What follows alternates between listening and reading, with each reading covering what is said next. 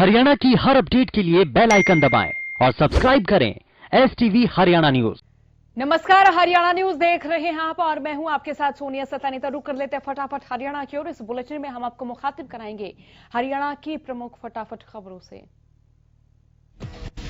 सोनीपत के सीआरजेड के नजदीक एडवोकेट राजीव दहिया के आवास पर सीएम मनोहर लाल पहुंचे। इस दौरान शहर भर में सुरक्षा के पुख्ता इंतजाम किए गए हैं। जगह जगह पुलिस की तैनाती की गई और वहीं हर आने जाने वाले वाहनों पर नजर रखी जा रही है। बता दें कि नगर निगम चुनाव को लेकर कार्यकर्ताओं को सीएम मनोहर लाल जीत का मंत्र देंगे। कृषि कानूनों के खिलाफ लगातार 26वें दिन किसानों का आंदोलन जारी है। वहीं केंद्र सरकार ने दावा किया कि ये कानून किसानों के हित में है। सरकार का कहना है कि उसने ठोस समस्याओं का समाधान कर दिया है और वार्ता के जरिए बाकी परेशानियों का हल भी निकालने के लिए तैयार है। दूसरी ओर किसान कानून को वापस लेने से कम में मानने को तैयार नहीं है और अब किसानों ने सरकार को खुला पत्र लिखा। इसमें उन्होंने भूख हड़ताल करने का ऐलान किया। दूसरी ओर सरकार ने भी 40 किसान संगठनों के नाम पत्र लिखा है, जिसमें उन्हें एक बार फिर वार्ता का निमंत्रण दिया।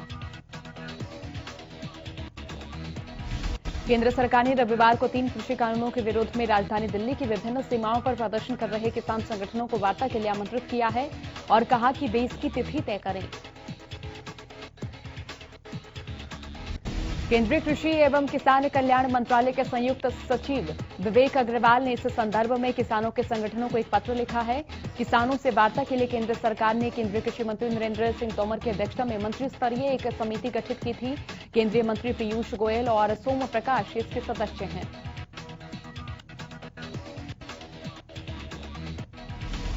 टिकरी बॉर्डर पर किसानों ने भूख हड़ताल शुरू की। टिकरी बॉर्डर पर 12 किसान 24 घंटे के लिए भूख हड़ताल पर बैठे हैं। किसानों का कहना है कि आंदोलन जारी रहने तक भूख हड़ताल भी जारी रहेगी। किसानों ने बताया कि हर रोज 12 किसान भूख हड़ताल पर बैठेंगे और इसी के साथ किसानों ने यह भी बताया कि 25 दिसंबर से 27 दिसंबर तक प्रदेश के सभी टोल को फ्री किया जाएगा। वहीं पलवल में भी 11 किसान भूख हड़ताल पर बैठे। किसानों का कहना है कि वो आज से भूख हड़ताल कर रहे हैं और ये आगे भी जारी रहेगी। किसानों का कहना है कि सरकार को 3 नए कृषि कानून वापस लेने ही होंगे। जब तक सरकार कानून वापस नहीं लेती, ये आंदोलन ऐसे ही जारी रहेगा। बहादुरगढ़ में युवा किसानों ने अर्धनग्न होकर कृषि कानूनों के खिलाफ प्रदर्शन किया। कड़कड़ाती सर्दी के बीच किसानों ने अनोखा प्रदर्शन किया। किसानों का कहना है कि हम सर्दी से नहीं डरते। जब तक सरकार काले कानून वापस नहीं लेती, हमारा आंदोलन ऐसे ही जारी रहेगा। किसान आंदोलन आज 26वें दिन में प्रवेश कर चुका है और वहीं केंद्र सरकार के शीर्ष नेताओं और किसानों के बीच 6 दौर की वार्ता भी हो चुकी है। बावजूद इसके अभी तक कृषि के तीनों कानूनों को लेकर कोई परिणाम सामने नहीं आया। अंबाला में किसानों ने किसान आंदोलन के दौरान जान गंवाने वालों के लिए कैंडल मार्च निकाला। बता दें कि 25 नवंबर से अब तक 30 से ज्यादा किसानों की मौत हो चुकी है, जिसके मद्देनजर अंबाला में किसानों की ओर से समूचे शहर में कैंडल मार्च निकालकर किसान आंदोलन में शहीद किसानों को श्रद्धांजलि अर्पित की।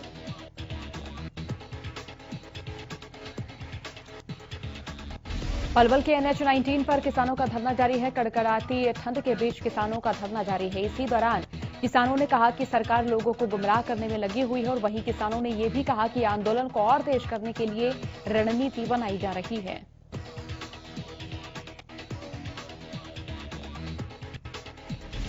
धर्मनगरी कुरुक्षेत्र में आयोजित अंतर्राष्ट्रीय गीता महोत्सव में परिवहन मंत्री मूलचंद शर्मा ने शिरकत की। इस दौरान वो संध्याकालीन महारती में शामिल हुए। इस दौरान कौशल विकास एवं परिवहन मंत्री मूलचंद शर्मा ने कहा कि पवित्र ग्रंथ गीता हर मनुष्य को अपने जीवन में कर्म करने का संदेश देती है। परिवहन मंत्री ने कहा कि इस ग्रंथ के प्रत्येक श्लोक को स्मरण करने से मन को आध्यात्मिक शांति का अनुभव होता है। श्री कृष्ण ने मोहग्रस्त अर्जुन को गीता का संदेश देते हुए कहा कि फल छोड़कर सिर्फ अपना कर्म करो, कर्म करने से ही तेरा उद्धार होगा। परिवहन मंत्री मूलचंद शर्मा ने कहा कि विश्व कल्याण के लिए सभी को पवित्र ग्रंथ गीता का अनुसरण करना होगा। इस ग्रंथ में विश्व की तमाम समस्याओं का हल करने का मार्ग दिखाया है। इस ग्रंथ के एक एक शब्द से शिक्षा और संस्कार प्राप्त होते हैं। हरियाणा में कोरोना के आंकड़ों में सुधार दर्ज किया गया। पिछले 24 घंटे में 577 नए मरीजों की पुष्टि हुई। गुरुग्राम से 128 और फरीदाबाद से 61 नए कोरोना केसेस सामने आए। हिसार से 41 और पानीपत से 43 नए कोरोना केसेस सामने आए। प्रदेश में 24 घंटे में 5 मरीजों की मौत हो चुकी है। अब तक कुल 2,821 कोरोना मरीजों की मौत हो चुकी है। हरियाणा में कुल 2,57,644 केस सामने आ चुके हैं और एक दिन में 763 मरीजों ने कोरोना को मात दी। कुल 2,48,000 से ज्यादा कोरोना मरीज अब तक ठीक हो चुके हैं। भारत में कोरोना वैक्सीन का इंतजार अब जल्द खत्म होने वाला है। इस बात के संकेत खुद केंद्रीय स्वास्थ्य मंत्री डॉक्टर हर्षवर्धन ने दिए। उन्होंने कहा कि जनवरी के किसी हफ्ते में हम इस स्थिति में होंगे कि भारत में कोरोना वैक्सीन का पहला टीका दे सकें।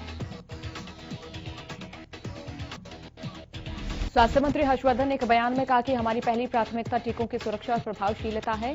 इसको लेकर हम कोई समझौता नहीं करना चाहते। मुझे व्यक्तिगत तौर पर लगता है कि हो सकता है जनवरी के किसी भी हफ्ते में हम इस स्थिति में होंगे कि भारत के लोगों को वैक्सीन का पहला शॉट दे सकें।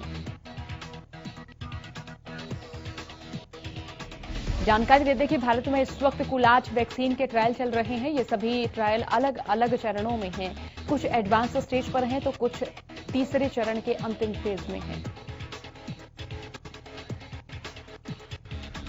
गृहमंत्री अनिल विज की सेहत में सुधार हो रहा है। मेदांता अस्पताल ने मेडिकल बुलेटिन जारी कर इस बात की जानकारी दी। मेडिकल बुलेटिन में कहा गया है कि अनिल विज को अब बुखार की शिकायत नहीं है और साथ ही ब्लड रिपोर्ट में भी सुधार देखा जा रहा है। सीएम मनोहर लाल ने नारनौल में जल अधिकार रैली को संबोधित किया। सीएम ने कार्यक्रम में बीजेपी सरकार के विकास कार्यों की जानकारी दी और बताया कि उनकी सरकार में किसानों के लिए बहुत से काम किए गए हैं, जैसे टेल तक पानी पहुंचा हो या फिर किसानों के खाते में रुपए डाले गए हों। साथ ही उन्होंने कहा कि वो किसानों के लिए कोई परेशानी नहीं आने देंगे। वहीं सीएम ने किसानों से कृषि आंदोलन को वापस लेने की अपील करते हुए कहा कि एमएसपी न कभी खत्म हुई है और आगे भी कभी खत्म नहीं होगी। अगर ऐसा हुआ तो वे राजनीति छोड़ देंगे। केंद्र सरकार के कृषि कानूनों के खिलाफ दिल्ली के नाकों पर किसानों का विरोध प्रदर्शन 26वें दिन भी जारी है। आंदोलन में जान गंवाने वाले किसानों की याद में श्रद्धांजलि सभा आयोजित की गई। इस दौरान शहीद किसानों को श्रद्धांजलि दी गई। इसी कड़ी में किसानों के धरने पर पहुंचे पूर्व केंद्रीय मंत्री वीरेंद्र सिंह ने कहा कि अब ये किसानों की लड़ाई नहीं रही, ये देशव्यापी आंदोलन बन चुका है।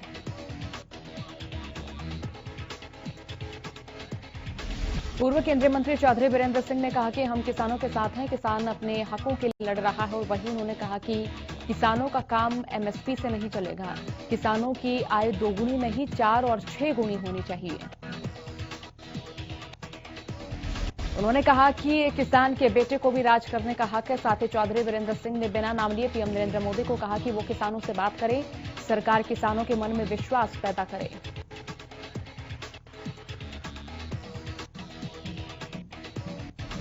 कृषि कानूनों को निरस्त करने की मांग को लेकर शहीद हुए किसानों को सिरसा में भी श्रद्धांजलि दी गई। इसी के तहत बरनाला रोड स्थित शहीद भगत सिंह स्टेडियम में श्रद्धांजलि सभा का आयोजन किया गया। सभा में पक्का मोर्चा पर धरना दे रहे किसानों के साथ साथ राजनीतिक सामाजिक संगठनों के प्रतिनिधियों ने मृतक किसानों को श्रद्धासुमन अर्पित किए। सिंघू बॉर्डर पर किसान आंदोलन में अपनी कुर्बानी देने वालों की आत्मा की शांति के लिए पाठ किया गया था। अब तक हुए आंदोलन में 30 से ज्यादा किसानों की मौत हो चुकी है। बावजूद इसके किसान पूरे जोश और विश्वास के साथ तीनों कृषि कानूनों को रद्द करने की मांग पर अड़े हुए हैं। बादली के ढांसा बॉर्डर पर भी गुलिया खाप गांव की ओर से आयोजित श्रद्धांजलि सभा में महिलाओं ने भागीदारी की। विभिन्न खापों और किसान संगठनों से आई महिलाओं का गुस्सा केंद्र सरकार पर जमकर बरसा। महिलाओं ने कहा कि जहां नारी शक्ति की हिस्सेदारी होती है वहां जीत निश्चित होती है। बहादुरगढ़ में श्रद्धांजलि सभा का आयोजन किया गया। इस दौरान किसानों ने मृत किसानों को शहीद का दर्जा देते हुए उन्हें याद किया। किसानों ने दिवंगतों को याद करते हुए 2 मिनट का मौन रखा और हवन कर आत्मा की शांति की प्रार्थना की।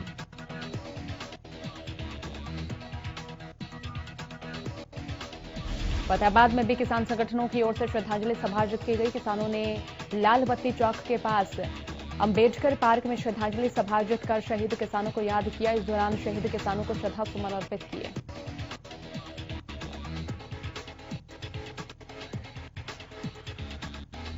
रतिया में भी किसानों ने आंदोलन में जान गंवाने वाले साथियों को श्रद्धांजलि दी। वार्ड नंबर 2 के गुरुघर में किसान संघर्ष समिति की ओर से आयोजित श्रद्धांजलि सभा के दौरान किसानों ने श्रद्धासुमन अर्पित करते हुए अपने आंदोलन को जारी रखने की बात कही।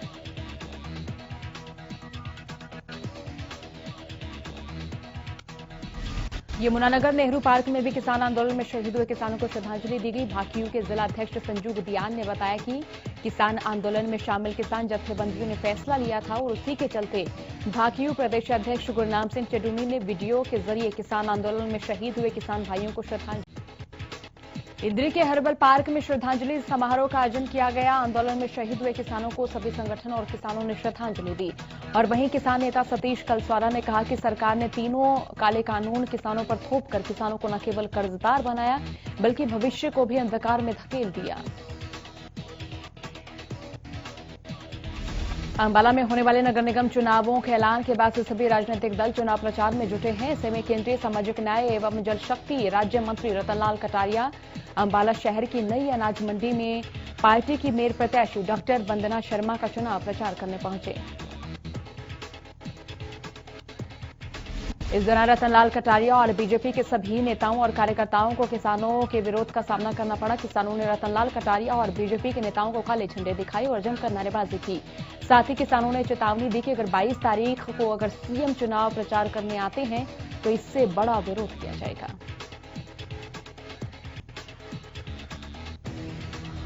जुलाना में बीजेपी कार्यकर्ताओं ने एक प्रशिक्षण शिविर का आयोजन किया। ये आयोजन गतौली गांव के एक निजी स्कूल में किया गया, जिसकी जानकारी किसानों को लगी तो किसान संगठनों ने स्कूल में पहुंचकर सरकार के खिलाफ जमकर नारेबाजी की और प्रशिक्षण शिविर शुरू होने से पहले ही रुकवा दिया। प्रदर्शन की जानकारी पुलिस को लगी तो पुलिस ने मौके पर पहुंचकर मोर्चा संभाला और बीजेपी कार्यकर्ताओं को किसानों के बीच से बाहर निकाला। किसानों ने नारेबाजी करते हुए कहा कि जब तक सरकार तीनों कृषि कानूनों को वापस नहीं लेती तब तक यह आंदोलन जारी रहेगा। कृषि मंत्री जेपी दलाल ने सभी राजनीतिक दलों से अपील की है कि वो एसवाईएल नहर के मुद्दे पर संगठित होकर नहर निर्माण में सहयोग करें। उन्होंने कहा कि अगर किसानों के मुद्दे को लेकर बड़े स्तर पर चर्चाएं चल रही तो ऐसे में एसवाईएल नहर किसानों के लिए जीवन रेखा है। समस्या का हल भी इन्हीं समस्याओं के बीच रखकर आसानी से किया जा सकता है।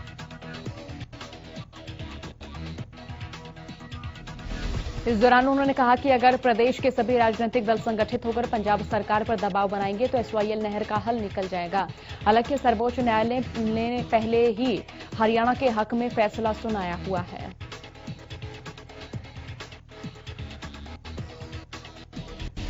कांग्रेस प्रदेश अध्यक्ष कुमारी शैलजा ने केंद्र और प्रदेश सरकार पर जमकर निशाना साधा। बीजेपी के एसवाईएल को लेकर किए गए एक दिवसीय उपवास कार्यक्रम पर शैलजा ने कहा कि जनता का बीजेपी में शायद विश्वास बनता अगर बीजेपी एसवाईएल को लेकर नहीं बल्कि अन्नदाताओं के दर्द को समझकर उनके साथ उपवास पर बैठती। कृषि मंत्री जेपी दलाल का बयान सामने आया। इस दौरान उन्होंने कहा कि प्रदेश में अटल भूजल योजना के तहत पानी का उचित प्रबंधन किया जाएगा। इस योजना के तहत बरसात के समय नहरी और बरसाती पानी ज्यादा होने की दशा में उसे ट्यूबवेल रिचार्जिंग का काम प्रोजेक्ट के तहत किया जाएगा ताकि पानी की बचत होकर भूमिगत जल स्तर को बेहतर किया जा सके। इस दौरान कृषि मंत्री ने उपलब्धियां गिनवाते हुए कहा कि बीजेपी सरकार ने किसानों के हित में महत्वपूर्ण फैसले लिए, जिसके तहत किसानों को किसान सम्मान निधि के तहत 6,000 वार्षिक उनके खातों में पहुंचाए गए। ड्रिप इरिगेशन के लिए 85% तक सब्सिडी दी गई और वहीं 1 लाख पशुपालकों का पशुधन बीमा किया गया। इसके अलावा उन्होंने बताया कि प्रधानमंत्री के निर्णय पर विदेशों से आयात होने वाले पाम ऑयल पर भी रोक लगाई, जिसके चलते हरियाणा में सरसों की खरीद 4,650 से न्यूनतम समर्थन मूल्य से ज्यादा 5,500 रुपए प्रति क्विंटल तक बिकी। फरीदाबाद हरियाणा कैबिनेट मंत्री मूलचंद शर्मा के आवास पर ड्राइंग अध्यापकों ने पहुंचकर मंत्री को ज्ञापन सौंपा। अध्यापकों की मांग है कि सरकार उनको उनके पद पर वापस रखे। और वहीं कैबिनेट मंत्री मूलचंद शर्मा ने कहा कि वो ड्राइंग अध्यापकों के मुद्दे पर मुख्यमंत्री से बात करेंगे और कैबिनेट की मीटिंग में भी इस मसले पर चर्चा करेंगे।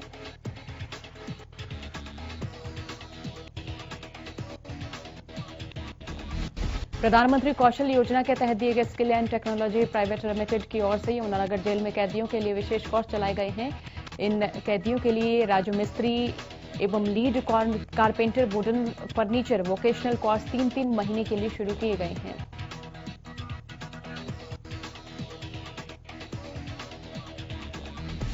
अभी 90 कैदियों ने कोर्स पूरा किया है। जेल से रिहा होने से पहले इन कैदियों को सर्टिफिकेट दिए जाएंगे, जिसके आधार पर कैदी बैंक से लोन लेकर ही अपना काम कर सकते हैं।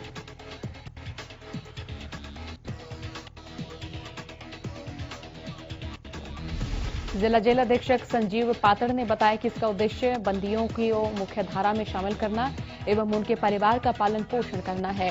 उन्होंने बताया कि इस स्कीम के तहत अभी तक 90 बंदियों ने हिस्सा लिया, जिनके ट्रेनिंग किट भी इन्हें वितरित की गई है।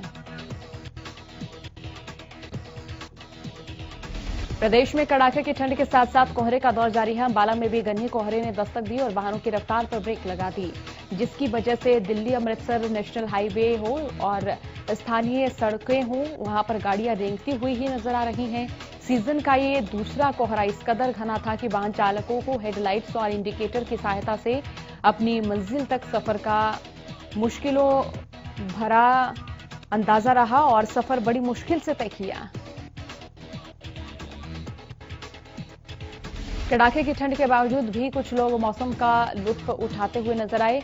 कई लोग सुबह सवेरे सैर करते और चाय की चुस्की का लुत्फ उठाते नजर आए। मौसम विभाग का कहना है कि पहाड़ों में हो रही बर्फबारी की वजह से आने वाले वक्त में देश के मैदानी इलाकों में पारा और नीचे तक जा सकता है। गुरुग्राम के एक निजी अस्पताल से हैरान कर देने वाली तस्वीरें सामने आई, जहां युवक ने पिकअप गाड़ी से अस्पताल पर हमला बोल दिया। इस दौरान युवक ने जमकर तोड़फोड़ की। गनीमत रही कि इस हमले में किसी को कोई चोट नहीं आई। पिकअप से अस्पताल पर हमले की तस्वीरें बाहर लगे सीसीटीवी में कैद हो गई। पूरे मामले में गुरुग्राम पुलिस ने हल्की धाराओं में विकास जून नाम के शख्स के खिलाफ केस दर्ज किया है, लेकिन अभी तक किसी की गिरफ्तारी नहीं हो पाई है।